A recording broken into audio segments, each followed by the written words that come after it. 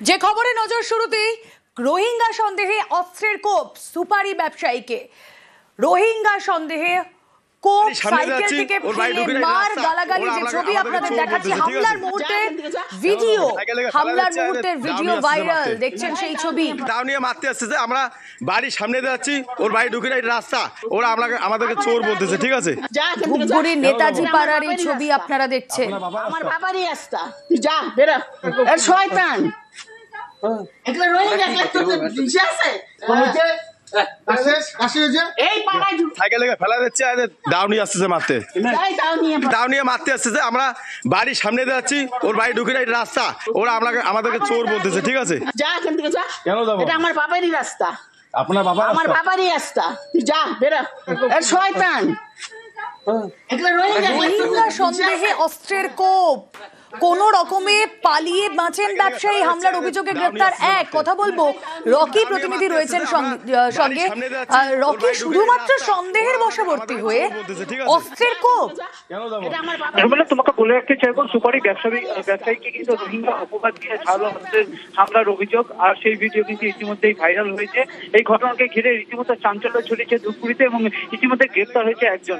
সূত্র মারফত যেটা জানা গিয়েছে, ধূপগুড়ি বারোঘরিয়া গ্রাম পঞ্চায়েতের ভেমটিয়া এলাকার বাসিন্দা লিটন হোসেন এবং তার বন্ধু বিভিন্ন এলাকায় কিন্তু কাঁচা সুপারি কিনে এবং তা কিন্তু বিক্রি করে।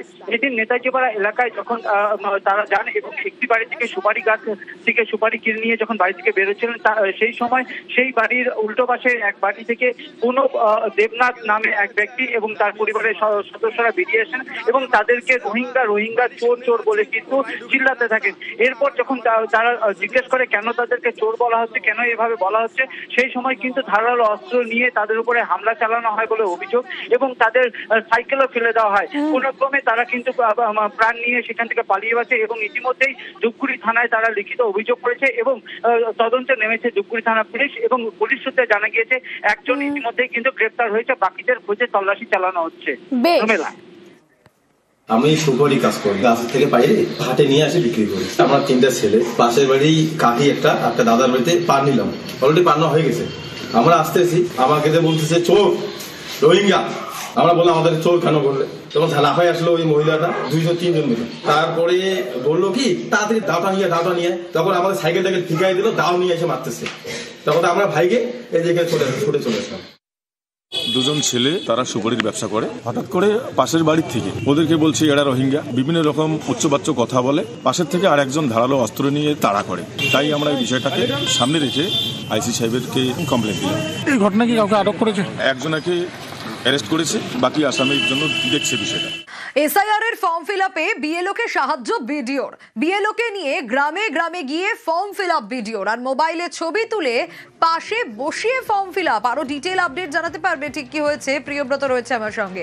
প্রিয়ব্রত, দেখো সোনিয়া, বাঁকুড়ার ছাতনা ব্লকের শুশুনিয়া গ্রাম পঞ্চায়েতের আদিবাসী অধ্যুষিত মূলত গ্রাম এই বাগডিয়া এবং বেশিরভাগ মানুষই দিন খাওয়া খেটে খাওয়া মানুষ এবং তাদের অনেকেই আছেন যারা কিন্তু দেশভাগ শিক্ষিত নয় এবং সেই কারণে এই যে এসআইআর এর ফর্ম, এনওয়ার্সের ফর্ম দেওয়া হয়েছে, তারপরে কিন্তু কি করতে হবে, কোথায় কি লিখতে হবে সেই ঘটনা কিন্তু তারা জানতে পারছিলেন না। বারবার ধরে কিন্তু দেখা যাচ্ছিল বিএলও ওই গ্রামে যাচ্ছিলেন, যারা বুথের বিএলও রয়েছেন, কিন্তু সেখান থেকে ফর্ম জমা হচ্ছিল না। আর এই ঘটনা জানতে পারেন বিএলও সৌরভ ধরলো এবং তারপরেই কিন্তু তিনি ডিসিশন নেন যে গ্রামে যাবেন এবং গ্রামে গিয়ে দেখা যায় যে খাটিয়া পেড়ে গ্রামের ওখানে বসে এবং সেখানেই তিনি মানুষজনকে ডেকে নিচ্ছেন এবং পাশে বসিয়ে ফর্ম ফিল আপ করছেন। তার যে জরুরি ডকুমেন্ট যারা কাগজপত্র রয়েছে সেগুলো দেখে ফর্ম ফিল আপ করে দিচ্ছেন, এর পাশাপাশি ছবি তুলছেন নিজেই এবং সেই ছবি আপলোড করে দেওয়া হচ্ছে এবং অনলাইনে ফর্ম ফিল আপ আপলোড করে দিচ্ছেন বিএলও। এই একেবারে এবং এইভাবে যে তিনি আদিবাসী গ্রামে গিয়ে এসআইআর এর ফর্ম ফিল আপে সাহায্য করছেন, বাঁকুড়ার ছাতনায় বিডিওর ভূমিকায় স্থানীয়রাও খুশি। আমাদের এই বাগডিহা গ্রাম শুশুনিয়া পঞ্চায়েতের আদিবাসী অধ্যুষিত গ্রাম, এখানে দাদা যারা আছেন তাদের ফর্ম ফিল আপে একটু সমস্যা হচ্ছিল, ফর্ম ঠিক উঠে আসছিল না, তাই আমরা ব্লক থেকে সবাই মিলে এসেছি, ওনাদেরকে ফর্ম ফিল আপে আমরা সাহায্য করছি এবং অনলাইন ডেটা এন্ট্রিতে আমাদের বিএলও ম্যাডাম আছেন, ওনারা করছেন। ভিডিও সাহেব এসেছেন, ফর্ম ফিল আপ করে দিচ্ছেন, অনলাইন আপলোডও করে দিচ্ছেন। হ্যাঁ, অনলাইন আপডেট করে দিচ্ছে, এটিখানে বলবো। কতটা খুশি আপনারা? হ্যাঁ, আমরা তো অনেকটাই খুশি, কারণ আসছে ব্লকের থেকে, নিজে অনেকে করতে পারছে না, সেজন্য আমাদেরকে ভিডিও সাহেব আসছে, ওনাকে হেল্প করছেন। ফিরলাম ব্রেকের পর এবার নজর রাখবো আবাসের ঘর পেতে নেতাকে কাটমানি আর হারোয়ায় কাটমানি ফেরাতে মাইকিং পঞ্চায়েতের। আগে মাইকিংটা শোনাই, দেখুন।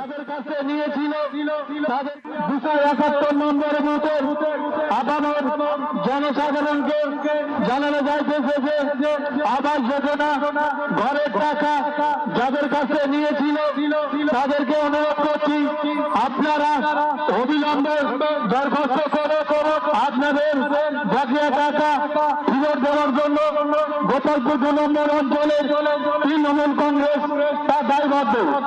এই ঘোষণা থাকে যে আর এই ভিডিও কিন্তু ইতিমধ্যেই ভাইরাল। হারোয়ায় কাটমানি ফেরাতে পঞ্চায়েতের তরফ থেকে মাইকিং করা হচ্ছে। জিয়াউল রয়েছে আমার সঙ্গে। জিয়াউল, পঞ্চায়েত সদস্যের বিরুদ্ধেই কাটমানির অভিযোগ। এই যে পঞ্চায়েত সদস্য যার বিরুদ্ধে অভিযোগ, তিনি কোন দলের, কার বিরুদ্ধে অভিযোগ উঠে আসছে? একদম দেখো পঞ্চায়েত যিনি সদস্য তিনি শাসক দলের সদস্য এবং যে পঞ্চায়েত সেটাও কিন্তু তৃণমূলের পঞ্চায়েত।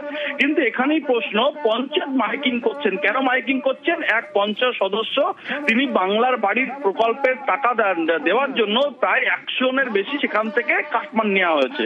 অর্থাৎ তার সংসদীয় এলাকায় প্রায় 100-এর বেশি বাংলার বাড়ি পেয়েছেন এবং সেখানে তিনি একেবারে ঘোষণা করেছিলেন যারাই বাংলার বাড়ি টাকা পাবেন সবাইকেই 10,000, 20,000, 5,000 টাকা দিতে হবে। কিন্তু সবাই সেই উপভোক্তারা বাংলার বাড়ি টাকা নিয়েছেন, কিন্তু টাকাও দিয়েছে, কিন্তু সেই টাকা অত সবটাই পঞ্চায়েত সদস্য হজম করেছেন বা তিনি ভক্ষণ করেছেন। এখানেই পঞ্চায়েত জানতে পারার পরেই এলাকায় মাইকিং করে যে যারা টাকা নিয়ে দিয়েছেন এই পঞ্চায়েত সদস্যকে তারা অবিলম্বে পঞ্চায়েতে এসে দরখাস্ত করুন, সেই টাকা ফেরতের ব্যবস্থা করবে একেবারে গ্রাম পঞ্চায়েত। যাদের কাছ থেকে বা যার কাছ থেকে টাকা নেওয়া হয়েছে এবং যিনি টাকা নিয়েছেন বলে অভিযোগ, দুপক্ষেরই বক্তব্য শুনবো। 1,20,000 দিয়েছে সবাইকে, কিন্তু আমাদের কাছে 10,000 টাকা কেটে নিয়েছে। আমাদের মেম্বার নিয়েছে। কি নাম? শাহজাহান বিশ্বাস। কি বললো? যে বললো 10,000 টাকা করে দিতে হবে, যে টাকা দেয়নি তার 100টা দিচ্ছিল না, এবার আমরা দিয়েছি বলে আমাদের 100টা দিয়েছে। হ্যাঁ, টাকা নিয়েছে। কিসের জন্য? ঘরের জন্য। কি বললো? বলতে ঘর টাকা না দিলে আছে, ঘর আছিলাম পরের বারে আছে, সই টই দেবো না, এইরকম কথা বলছে। টাকা না দিলে ঘর দেবে না বললো? কত টাকা নিয়েছে? আমার কাছ থেকে নিয়েছিল হচ্ছে 5,000। আপনি ঘর প্রথম কিস্তি পেয়েছিলেন? হ্যাঁ। কে নিয়েছিল টাকা? শাহজাহান বিশ্বাস, মেম্বার। এখন সব তো রাজনৈতিক চক্রান্ত, একটা চক্রান্তের শিকার হচ্ছে। করে কোন সাইড দিয়ে মানে কষার চেষ্টা করছে, কষতে পারছে না বলে বিভিন্ন কায়দায় লাস্ট এই ডিসিশন ওরা নিল। হ্যাঁ, ওই বিরোধী দলের লোকজনেরা করছে, টাকার কোনো লেনদেনের জায়গা নেই, তো সেই জায়গায় পঞ্চায়েত থেকে কে কাকে টাকাটা ফেরত করবে? খাবারের খোঁজে ফের লোকালয় হাতি। মূর্তি নদী পার হয়ে জঙ্গল থেকে লোকালয় দাতাল। স্বাভাবিকভাবে ভয়ে রয়েছেন স্থানীয়রা। হাতি তাড়াতে হিমশিম বন দপ্তরের। রকি রয়েছে টেলিফোন লাইনে। রকি, বন দপ্তরের তরফ থেকে কি পদক্ষেপ নেওয়া হয়েছে ফের লোকালয় খাবারের খোঁজে হাতি? প্রথমে তোমাকে বলে রাখতে চাইবো, খাদ্যের লোভে মূর্তি পর্যটন কেন্দ্রে আচমকাই কিন্তু পার্শ্ববর্তী গরুমারা জঙ্গল থেকে একটি দলছুট দাতাল হাতি ঢুকে পড়ে এবং সেই সময় কিন্তু মূর্তি নদীর ধারেই প্রচুর পর্যটক এবং স্থানীয় বাসিন্দারা ছিলেন। সেই সময় হাতিকে দেখে রীতিমতো চাঞ্চল্য ছড়িয়ে পড়ে। পর্যটক সহ অন্যান্য যারা স্থানীয় বাসিন্দা ছিলেন এবং পর্যটন কেন্দ্রের রিসোর্টের তরফ থেকে কিন্তু লাইট নিয়ে সেই হাতিকে তাড়ানোর চেষ্টা করলে সেই হাতিটি না ঘুরে গিয়ে গ্রামের দিকেই রওনা হয়। এরপর বন দপ্তর খবর পেয়ে গভীর রাতে সেই হাতিটিকে কিন্তু অনেক প্রচেষ্টার পর ফের জঙ্গলে ফিরিয়ে যায়। বারবার হাতির হানায় কিন্তু আতঙ্কের পরিবেশ সৃষ্টি হয়েছে। বেশ রকি।